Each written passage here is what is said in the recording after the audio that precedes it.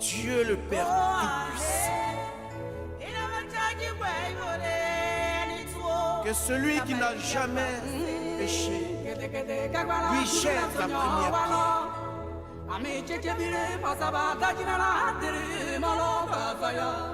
pierre. Parti politique, de ce parti politique-là, comme effectivement il est prévu dans le statut de ce parti qui est le Front Populaire Ivoirien, donc je voulais d'abord préciser que nous sommes réunis ici dans le cadre des activités du Front Populaire Ivoirien, et en son sein, effectivement, il a été créé un courant. Et c'est ce courant aujourd'hui qui est présent ici avec des frères venus de France pour installer leurs représentants en Italie. Bien. Et comme je le disais, et comme vous le saviez vous-même que le Front Populaire Ivoirien est un parti assez démocrate et ouvert qui permet la libre expression. Et donc a prévu en son sein, dans ses statuts, à l'article 5, chapitre 1, et dans ses règlements intérieurs 57 et 58, la possibilité de constituer des courants. Nous sommes dans des pays européens, vous savez qu'à l'intérieur de ces partis, il y a des courants. Même ici en Italie, aujourd'hui, vous entendez parler souvent, au niveau du Parti démocratique, du courant minoritaire, mais qui sont des réformistes, qui ne sont pas toujours d'accord avec l'option que prennent généralement ceux qui sont majoritaires au sein du parti, qui cherchent à aussi imprimer leur idée à l'intérieur de ce parti-là. Ils n'en sortent pas, ils discutent, ils sont à l'intérieur, mais ils imposent aussi leur vue, leur idée. Et donc c'est dans cet esprit-là surtout, ayant constaté, et c'est souvent dans les difficultés d'un parti que naissent ces idées-là. Je crois que le UFPI n'est pas aujourd'hui au pouvoir pour parler d'opportunisme, pour parler de quoi que ce soit, ayant réfléchi après 10 ans de pouvoir, et comme vous le savez, comme le FPI a pu quitter aujourd'hui le pouvoir en Côte d'Ivoire, des gens convaincus de décisions de ce parti-là ont dit le FPI est devenu assez grand, donc vous savez que c'est un grand parti en Côte d'Ivoire qui compte pleinement, et donc à l'intérieur de ce parti-là, certaines personnes dans leur parcours ont réfléchi pour dire que nous sommes un parti socialiste, nous sommes un parti de gauche. Le parti de gauche, souvent, démontre à son intérieur qu'il y a quelque chose de social et d'humain. C'est ce qui fait sa différence avec les partis conservateurs. Et donc, dans ce cadre-là, effectivement, des camarades du parti, du Front Populaire Ivoirien, ayant réfléchi, ont décidé de créer ce courant-là, qui permettra d'orienter aussi le parti, de le diriger de sorte qu'il ne sorte pas généralement des statuts qu'il a, mais de l'idéologie même propre du fait qu'il soit de gauche. Et donc, né à Abidjan, le courant est arrivé à Paris l'année dernière et a pu installer des camarades ici, au niveau européen. Et donc, pour ce faire, je vais vous les nommer, pour continuer. Aujourd'hui, nous avons ici présents des camarades qui sont venus, ont fait le déplacement de la France et qui sont venus ici pour installer leurs représentants, coordonnateurs, etc. Donc je voudrais nommer d'abord, pour vous les présenter, M. Marcel Achot. Il est le premier coordonnateur général adjoint du Bureau exécutif national. Il est le coordonnateur général Europe du courant. Le deuxième, c'est M. Namori Karamoko, coordonnateur général aux finances du Bureau exécutif national. Excusez-moi. Le troisième, c'est M. Vincent Naplat, secrétaire du comité d'audit et de contrôle du courant FPI social humaniste du Bureau exécutif national. Et le quatrième, c'est M. Jean-Paul Agro, qui est vice-président du comité d'audit et de contrôle du courant du Bureau exécutif national. Voilà comme cité les frères ici ce soir qui sont présents, qui sont venus de l'Italie, de la France, venus connaître l'Italie aussi, les militants du Front Populaire de l'Italie. Et à la place Loggia, ils sont là-bas. Et donc après, il viendra comme nous pour donner son salut à toutes les personnes qui se sont déplacées pour venir ici. Merci. Je voudrais pour ma part passer la parole au camarade Do, afin qu'il puisse donner, soit bienvenu à toutes les personnes qui sont là.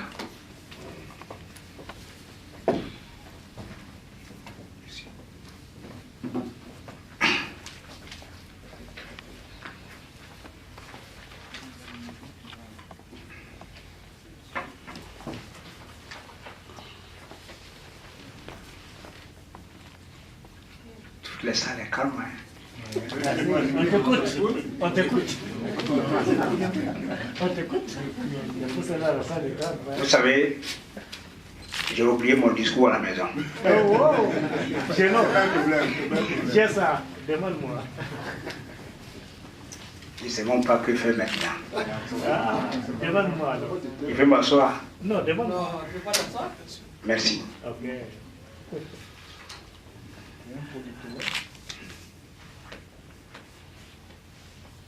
Eh bien, bonsoir. Bonsoir toi aussi.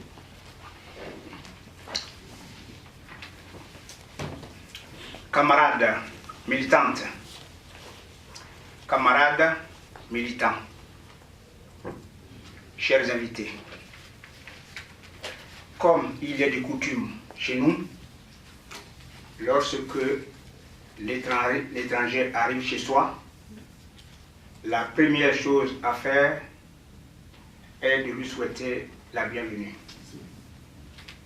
Ainsi donc, voici votre aquaba. Les Anglais diront "You're welcome".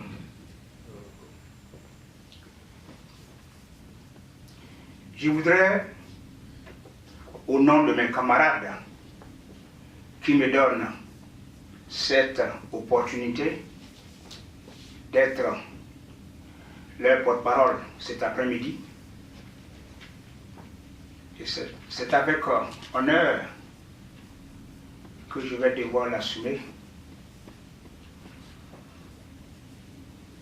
Et je profite de cette occasion pour, n'est-ce pas, remercier tout d'abord ceux-là, les pères fondateurs.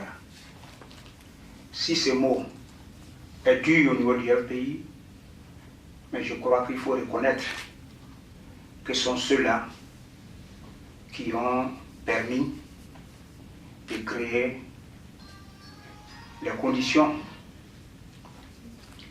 ou l'idée qui nous a permis d'être assemblés ici. Je veux parler des camarades qui sont venus tout droit de Paris. Les voici. Ce sont eux, dans les moments les plus difficiles de notre parti, ont trouvé mieux de permettre aux membres du parti de s'exprimer, de parler, de dialoguer. Camarades, les mots me manquent. Comme le disait Richard, lorsque j'ai entendu qu'il y a un groupe, un mouvement quelque part au sein du parti, je suis allé à Paris pour comprendre et apporter ce message. Ce sont eux, c'est grâce à eux que j'ai pu comprendre aussi qu'il y avait ce qu'on appelle aujourd'hui courant sur lequel je reviendrai. Camarades, les mots me manquent. Merci. Merci une fois de plus pour l'effort que vous avez fait, pour l'apport que vous avez apporté à notre parti. Merci vraiment du fond de mon cœur.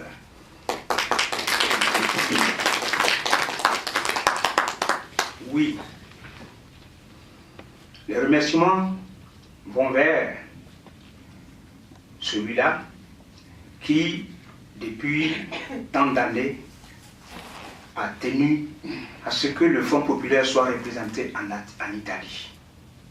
C'est le camarade d'Alain Aimé qui n'a pas pu venir et qui s'est fait représenter.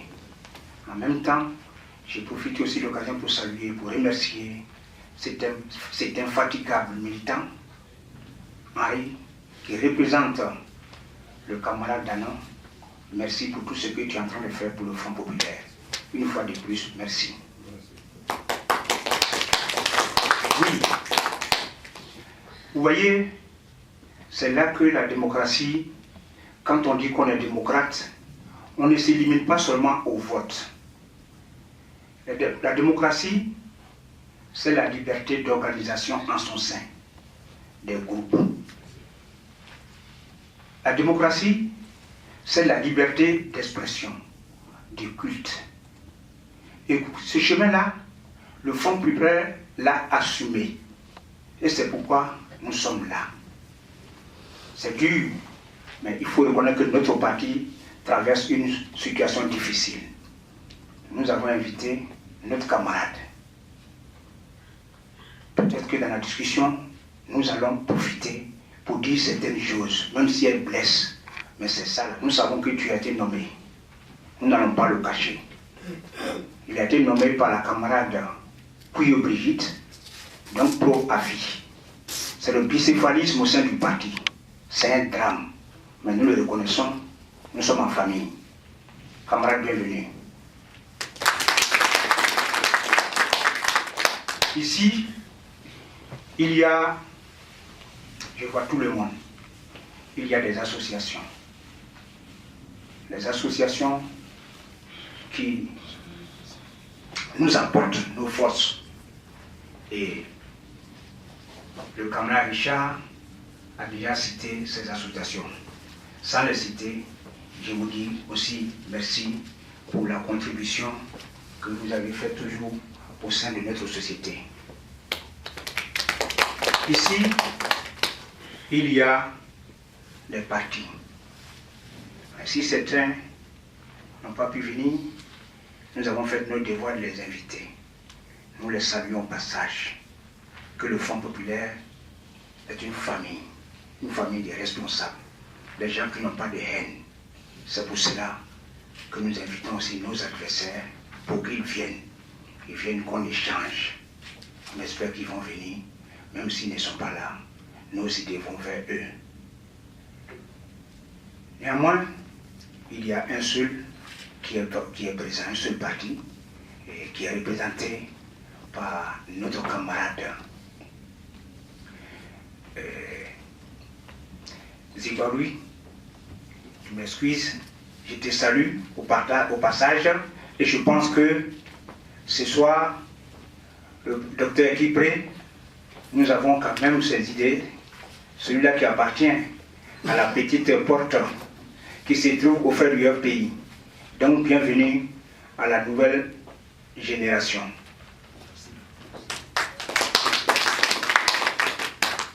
Bien, je crois que mes idées vont vers vous tous, vous qui avez fait le déplacement de l'Écho, de Milan, de Varese, un peu de partout. Les mêmes me manquent. Vous aurez dû rester chez vous, mais vous avez accepté d'être les nôtres ce soir. C'est votre famille. Eh bien, camarades, si vous êtes là ce soir, c'est parce qu'une nouvelle entité est née au sein du pays. Elle a pour nom Front populaire ivoirien, plus social et humaniste. En abrégé, courant humaniste. Elle se veut portatrice de valeurs, de qualités. Elle se porte, elle se veut, disons, être celui-là, ce courant-là, comme je disais, elle se veut, cette entité se veut portatrice d'expérience, d'espoir, de paix, dans un pays qui en a besoin. Alors je me pose la question, ces derniers temps, j'ai parcouru des villes pour expliquer, et les gens me posent la question, qu'est-ce qu'un courant? Pourquoi un courant? Que veut le courant? Pour d'autres, c'est un parti politique. Non, le courant n'est pas un parti politique comme le disait Richard. Le courant, c'est une plateforme de discussion, de dialogue et de politique. Mais dans sa dimension réduite, c'est l'application de la démocratie au sein du parti. Alors, chers camarades, il y a encore, qu'est-ce que nous pouvons demander à un parti qui permet à chacun de nous de s'exprimer, de dire ce qu'il pense? Nous avons besoin de critiquer notre parti, de critiquer Et non seulement critiquer, mais de proposer. Le courant humaniste est venu pour proposer. Nous savons, lorsqu'on parle de socialisme, comme nous le sommes au sein du FPI, cela sous-entend du social. Cela sous-entend l'humanisme.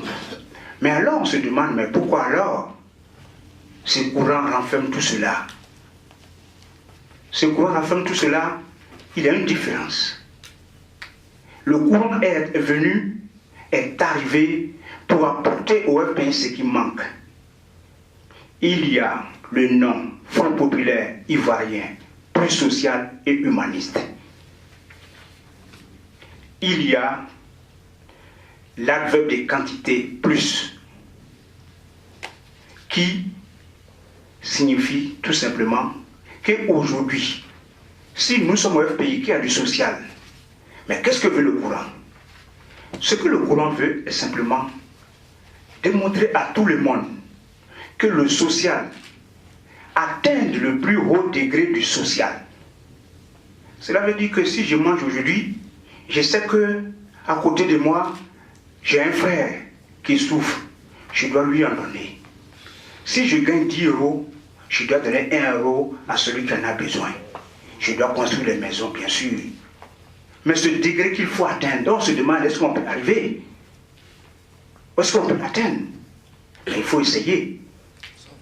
Et lorsqu'on parle d'humanisme, plus humanisme, cela veut dire il faut aller atteindre ce degré d'humanisme, mettre l'homme qui est doté de qualités, des temps de qualité, l'homme intelligent. C'est ce qui fait sa différence entre lui et les animaux.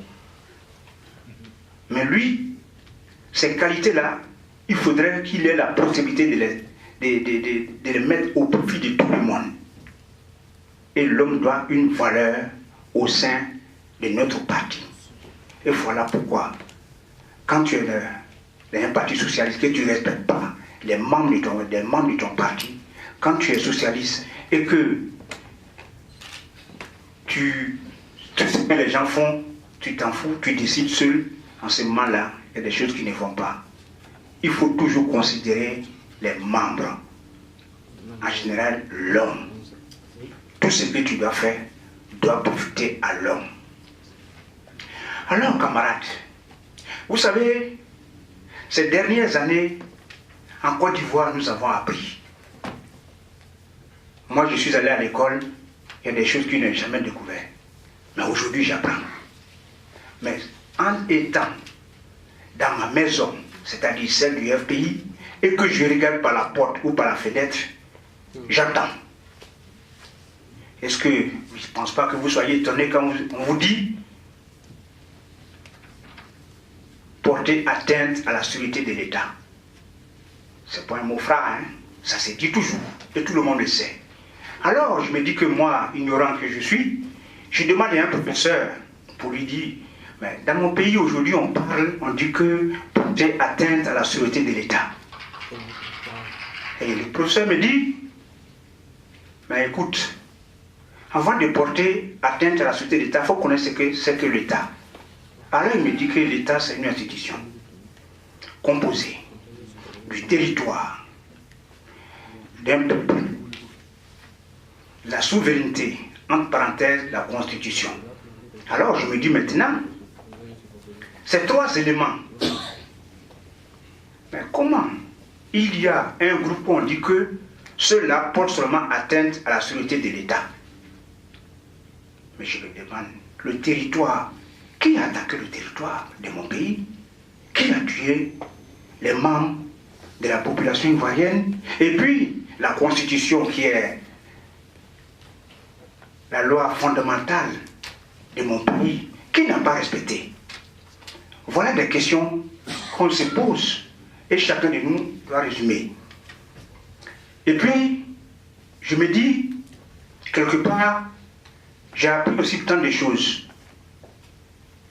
J'ai appris tant de choses telles que, on dit que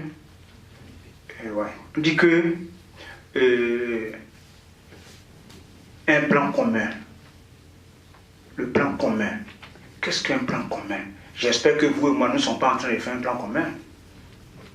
Et un homme comme Laurent Gbagbo, qui a parcouru toutes les villes, Lomé, Accra, l'Afrique du Sud, toujours à la recherche de la paix. Et à celui-là, on lui parle de plan commun. Si plan commun il y a, j'ai dit oui, il y a plan commun. Mais ces plans communs-là, ce n'est pas pour tuer les Ivoiriens.